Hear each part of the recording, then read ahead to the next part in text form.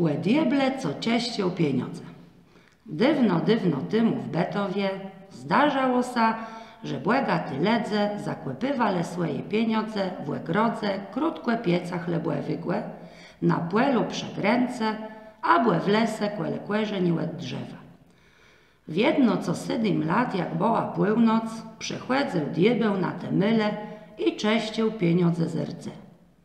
Jednego razy służka błegatego pona wstała łe północe i chcała ugotować kawa, bo myślała, że to jeryno.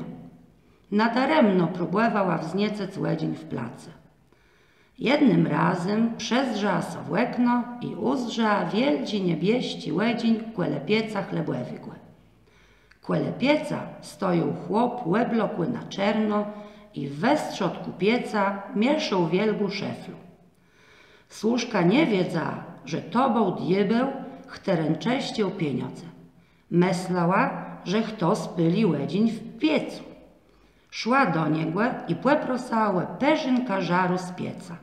Na próżno próbowała pylec w place, bo i tak wszystko gasło. Czerny chłop powiedział jej, żeby więcej nie przechładzała do niego, bo może to solechłe dla niej skunciec. I tak służka położyła so spać. Łepłerynkę białka bogatego pona wlazła do kuchni, a w place nie było wągla, bluz wiele sztek prawdziwego złota.